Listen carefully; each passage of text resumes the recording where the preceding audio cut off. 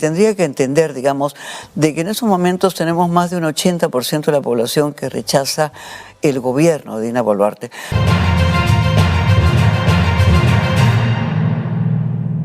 Qué bueno que están con nosotros en el programa y qué bueno que comienzan la semana en las mañanas de Nativa, porque siempre, como ustedes saben, nos gusta hacer análisis de la coyuntura política del país con voces y con miradas que vienen desde varios espacios políticos. Y tener a Aída García Naranjo, exministra de la Mujer, una mujer progresista, comprometida con el desarrollo feminista, además, por supuesto, está con nosotros para hablar de coyuntura y otros temas. Mocha, ¿cómo estás? Muy buenos Bienvenida. días, muchísimas gracias, muy amable, muchísimas gracias por la invitación. Es un gusto volver a tu programa. Es un gusto tenerte Felicitaciones, aquí. Además. Comenzamos. Claro que sí, encantada. ¿Qué podemos esperar del viaje de la presidenta a Nueva York, Mocha? Tú que has sido ministra de Estado. Bueno, podemos esperar poco, porque digamos, la lectura, digamos, de la información sobre su viaje y el mismo mensaje que ella transmite desde ella, señala, digamos, que priorizará pues el tema de derechos humanos y cambio climático. En realidad son temas en donde el Perú nos deja pésimamente mal, ¿no? Pésimo. Pésimo. Nosotros tenemos 70 personas que se dicen fallecidas. En realidad, de esas 70 fallecidas, hay 49 que, según los diferentes informes, han sido asesinadas, ¿no? Hay ejecuciones extrajudiciales, hay matanzas, hay personas que no estaban ni siquiera comprometidas en estos actos, o sea, ni siquiera han sido en el lugar de los hechos en donde se producían protestas sociales justas y legítimas, ¿no?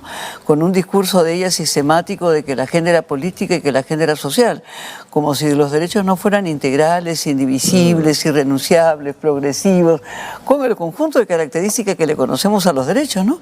Indudablemente la gente tiene derecho a tener una agenda política en sus reivindicaciones y estamos muy lejos pues de atender el cambio climático, ¿no? Estamos muy lejos de incluso actividad de mitigación. Entonces, en fin, seguirá aislada. Tenemos 8 pronunciamientos nuevos, diferentes, de autoridades de diferentes países. 8 embajadas han pronunciado. 8 embajadas. Que no lo hacen solos, hablan con cancillerías primero, ¿no? Por supuesto, han hablado con sus cancillerías, no son decisiones particulares de las personas que se han expresado, representan a sus estados. Nosotros ya teníamos el récord de personas declaradas no gratas en un solo periodo, y entonces el aislamiento internacional sigue. Y con ese tema parecen mentiras del tema de impedir el lenguaje inclusivo. También queda afectada Dina Boluarte porque, digamos, la ONU tiene pues la CEDAW, ¿no? La Convención contra todas las formas de violencia, y una de ellas es el lenguaje, ¿no? Entonces también es un factor de aislamiento en un mundo que avanza pues progresivamente a equiparar los derechos de las mujeres y que en ese caso acaba de afectar a las niñas y a las adolescentes. Ni siquiera a las adultas porque, digamos, se ha pretendido modificar la norma que es la Ley de Igualdad de Oportunidades del año 2000. Increíble. O sea, después de eso tenemos el Plan Nacional de Igualdad de Oportunidades, la política de igualdad de género, es decir, es irreversible además, es irreversible. No, por lo tanto, efectivamente, además, una norma no nos va a impedir a nosotros hablar, digamos, el ser humano es palabra. El ser humano es palabra y eso es fundamental. Entonces, en fin, seguiremos caminando, eso se revertirá. Para cerrar Nueva York, te me has adelantado un poquito, pero lo vuelvo a poner sobre la mesa. En un texto que leyó anoche la presidenta a través de Canal N, lo que por cierto me resulta incomprensible es que un canal de noticias abra sus micrófonos para que la presidenta, sin ser interpelada, ¿no?, o entrevistada, lea un guión preestablecido, pero en fin. Pero el mensaje fue: traemos a Nueva York el hecho de que somos respetuosos con los derechos humanos, defendemos la democracia y el Estado de Derecho. Tú lo has mencionado, el asunto es que los países que reciben este mensaje ya tienen información de sus propias embajadas y saben que es mentira. Por supuesto que sí, además tenemos todos los informes internacionales de organismos que concentran a un conjunto de estados, ¿no? Entonces, pareciera ser de que se va a un mundo sin información, sin conocimiento de lo que sucede en el Perú, y más bien hay una expresión de preocupación en el Perú a través del conjunto de informes que tenemos esos 7 meses. No estamos solamente ante las manifestaciones de 8 nuevos estados que en realidad resultan un respaldo al interlocutor de Naciones Unidas que se ha expresado. Que lo regañaron, Aída, lo llamaron a Cancillería para regañarlo. Lo llamaron, bueno, y tenemos un Congreso tan atrevido que pide su retiro, ¿no? ¿Es cierto? Cuando efectivamente, digamos, nosotros estamos ya declarando personas no gratas a a quien quiere el Congreso. Entonces eso es lamentable. No hay un buen augurio y no supondrá Dina Boluarte de que va a ser recibida entre palmas y flores, ¿no? Eso no va a pasar. Aida, a donde Dina Boluarte viaja, hay peruanos que les petan en la cara lo de Dina asesina. Sí. Y eso la ha irritado profundamente. Hace poco en un meeting, en una presentación, se le notaba en Pichanaque, estaba indignada frente a esta acusación. ¿Cómo se puede gobernar sin esa legitimidad social, Aida? Bueno, yo soy de las que creo, en primer lugar, que hay que producir un adelanto de elecciones. No es posible gobernar con esas características y faltan 3 años. Falta mucho. Para que el periodo político concluya de manera regular. Aunque de manera regular era quinquenal, ¿no? Era 2000, 2005, 2010, 2020, 2025. Ni siquiera es el 2026. Entonces no es posible gobernar así una persona que no puede pisar el territorio nacional. Lo mismo pasó en Tacna, lo mismo pasó en Pichanaque, lo mismo pasó en la frontera en el Ecuador. Ella también, cuando llega, digamos, a las poblaciones de Piuras, hacia la frontera de Ecuador, por supuesto, también vivió una situación de ese tipo. Entonces, no se puede gobernar así. Tendría que entender, digamos, de que en esos momentos tenemos más de un 80% de la población que rechaza el gobierno de Dina Boluarte. Y eso es el resultado, pues, de gobernar con los que perdieron las elecciones. Sí, pues. En realidad, no, a ella se le dice traidora no por un tema legal, y usurpadora no por un tema legal. Así es, por ahí no se le dice efectivamente por el contenido del plan de gobierno que levanta, que implementa, y por la alianza política en donde se ubica, que son la que efectivamente le gritaron fraude en su cara, sí, ¿no? Y va a un espacio en Estados Unidos en donde la oposición fue a reclamar fraude a las mismas organizaciones. Entonces resulta... Un Congreso que la investigaba y la quería desaforar también a ella porque no les era útil a ella. Un año. La comisión del fraude duró 1 año, presidida por Montoya, con un platal que se gastó y que no se pudo demostrar nada, ¿no? En donde se querían anular el conjunto de los votos, particularmente de Huancavelica y del sur. Sí. En donde se contrataron los principales bufetes de Lima para anular los derechos cívicos, los derechos ciudadanos, los derechos políticos, ¿no? Y pensar que la agenda no va a ser política es estar fuera de la realidad. Es decir, la borrachera del poder, efectivamente dicen pues que marca mucho, ¿no? Sí, pues, sin que esto nos lleve, porque siempre puede haber algún despistado que nos está siguiendo, Aida, que piense que estamos apoyando a Castillo o que respaldamos un golpe de Estado. Ese no es el punto. No, ese no es el punto de ninguna manera. Lo que respaldamos es la voluntad que tuvo el pueblo peruano expresándose. Así es. Y efectivamente el triunfo fue un triunfo identitario. Ajá. Ni siquiera fue un triunfo programático, fue un triunfo identitario y la población siente que se le ha robado su triunfo. Sí. En el sur del país eso es muy claro. Por supuesto, es muy claro, ¿no? Es muy claro. Entonces, no se trata de no reconocer los hechos inaceptables producidos el 7 de diciembre, sino de entender 7 meses después qué ha sucedido, ¿no? De acuerdo. Nos hemos movilizado en las calles por ello. Justamente el 16 de septiembre fue el Día de la Democracia. Sí. En un país en donde masivamente se dice que esta democracia ya no es democracia. Y estamos en una circunstancia muy crítica en donde un Congreso que es rechazado por la mayoría de la población pretende suspender, pretende castigar, pretende deshacerse de los 7 magistrados de la Junta Nacional de Justicia, junta que fue aprobada pues sumario, por supuesto, un proceso sumario, un proceso exprés. Nosotros ya hemos vivido esa circunstancia con el Tribunal Constitucional y los 3 tribunos. ¿Te acuerdas? Año 97. Sí, claro. Y digamos las grandes movilizaciones tienen una marca muy importante en ese momento, ¿no? Es una historia que se repite como tragedia, como cuando se dice efectivamente que es una repetición como tragedia, además sin causas, ¿no? Sin causas justificadas, sin causas significativas, sin causas válidas, porque ayer había una entrevista muy importante de la presidenta de la Junta Nacional de Justicia, ¿no? Ha tenido 2 páginas a todo pliego, dando ya cuenta de lo que pretende ser esta investigación sobre los magistrados de la Junta Nacional de Justicia, ¿no? Yo, en fin, en general los medios de comunicación y los analistas se han dedicado a explicar por qué las 5 causas no son justificadas y son desproporcionadas para sancionar y deshacerse de los 7 representantes de la Junta Nacional de Justicia. Yo diría que en realidad analicemos más bien los objetivos. El copamiento institucional, ¿no? Claro que sí. Yo creo que hay dos objetivos centrales: apropiarse del poder electoral, sí, y, por supuesto, incidir en la administración general de la justicia. Totalmente. Antes lo intentaron con el Jurado Nacional de Elecciones, sí, en el poder electoral. El juez Salas se ha amparado ya en la Corte Interamericana de Derechos Humanos.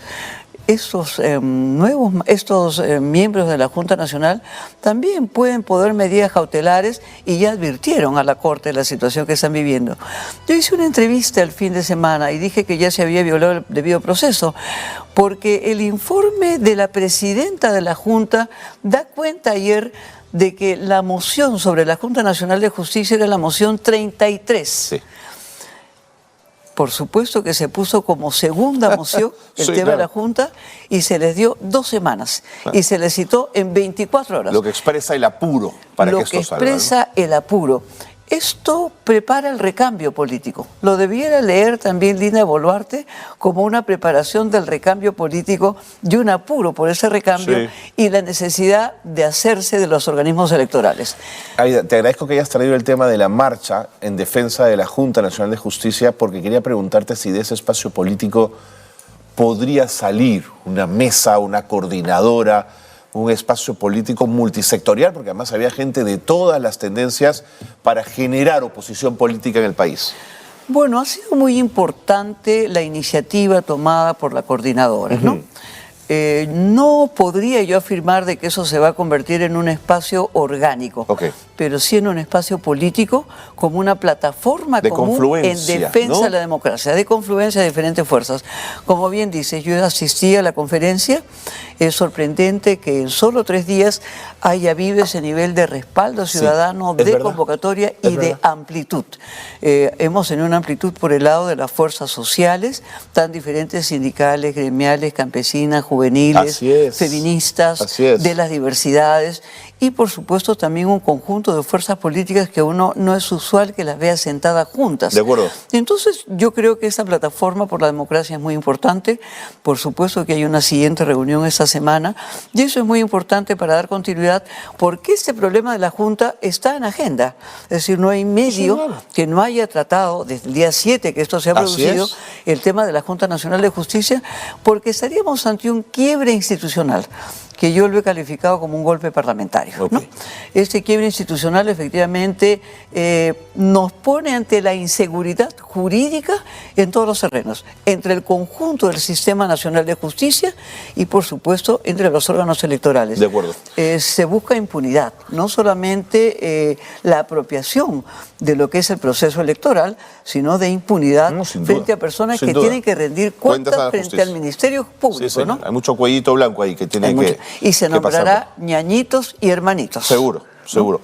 Aida, para cerrar el tema de la marcha, para mí fue muy doloroso ver las imágenes de las fotografías de las personas asesinadas en Juliaca, en Ayacucho, en Apurímac y en otras partes del país, cuyas fotos estaban en las marchas, desfilaron también. Claro que sí, también estuvieron en la conferencia, porque asistieron también familiares de las víctimas, ¿no?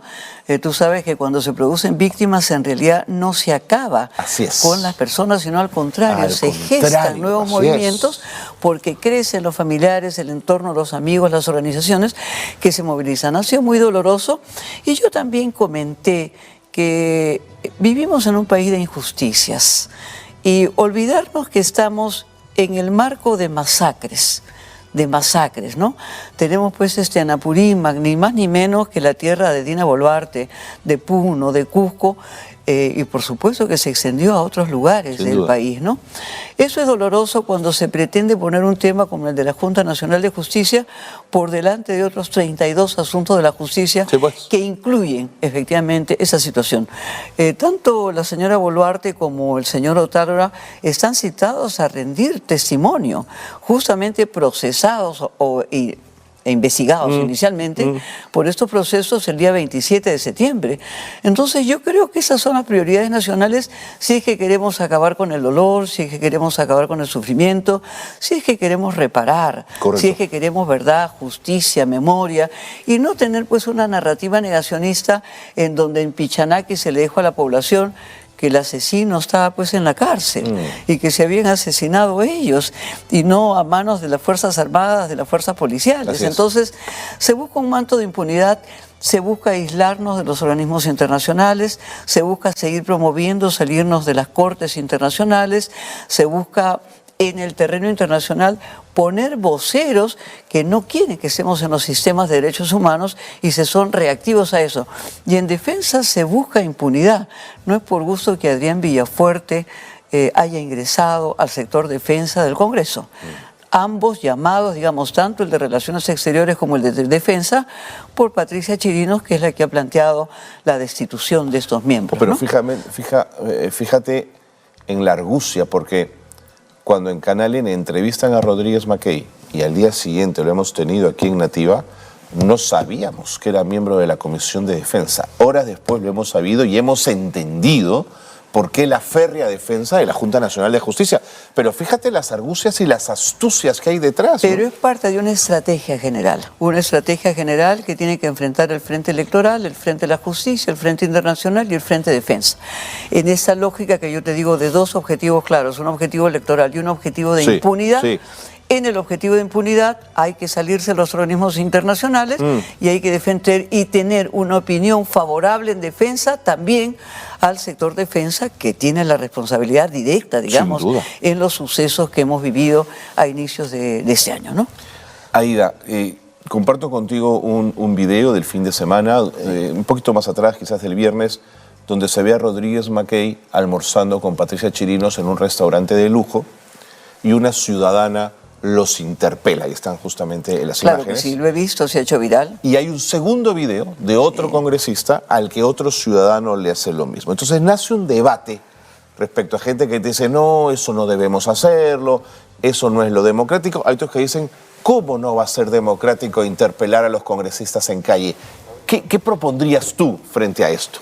Bueno, en realidad la ciudadanía tiene todo el derecho a expresarse y es imposible limitar sus expresiones, más allá de que uno comparta o no comparta las formas, eso es otro tema, ¿no? Pero en fin, tienen el legítimo derecho. Lo que tienen que entender los congresistas es que estamos ante el Congreso más repudiado de la historia del Perú. Nosotros pensamos que el peor de los congresos fue el Fuji Congreso que cerramos el 30 de septiembre del 2019. Pensamos que habíamos tocado fondo ahí. Pensábamos que habíamos tocado fondo y que no se podía llegar a peor con las responsabilidades de la señora Bartra en ese momento, ¿no?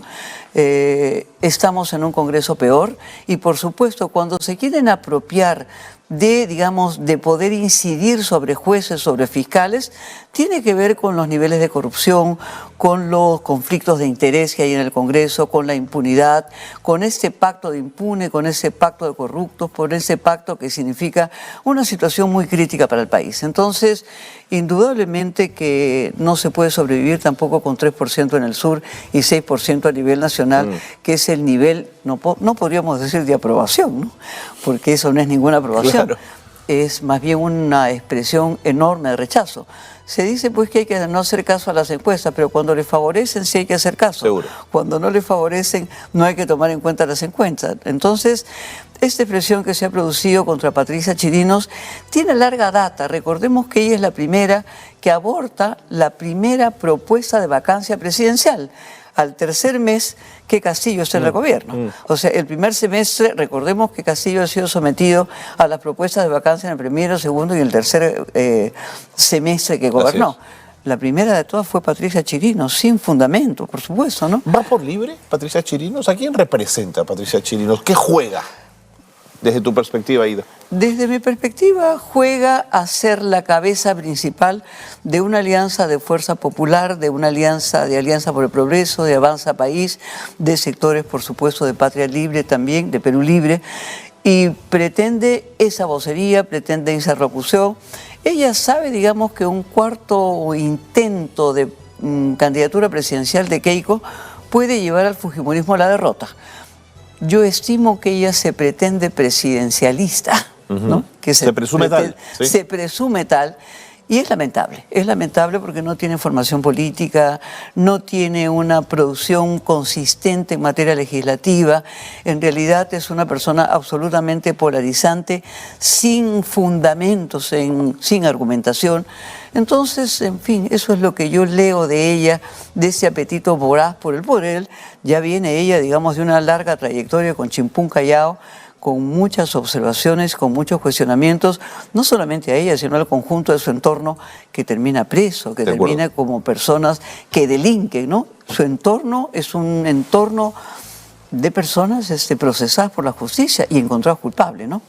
Finalmente, Aida, una última pregunta. Mirando en el tiempo, la presencia de marinos, de generales, de civiles al servicio de un sistema que puede prescindir de las libertades fundamentales y de los derechos humanos, ¿crees que ellos han impregnado un sentido común de la política como una guerra y por eso no salimos de este atasco? Sí, yo creo que Otárola, como cabeza de ese núcleo, se plantea una estrategia contrainsurgente y efectivamente cree que estamos en el momento de la guerra. Claro. Cree que estamos en el momento de la guerra y es así que los ciudadanos somos tratados como terroristas, como violentistas, como asusadores, como ilegítimos en nuestro derecho de protestar y con criminalización de la protesta social. Nosotros debemos de recuperar la estrategia en el sentido de una estrategia que sea enfrentar este autoritarismo con más democracia. Y de ahí la importancia que tiene la plataforma democrática, es decir, la plataforma en defensa de la democracia retorna el eje a un eje como ya lo tuvimos en fin del siglo pasado, ya entrando al XX, democracia-dictadura.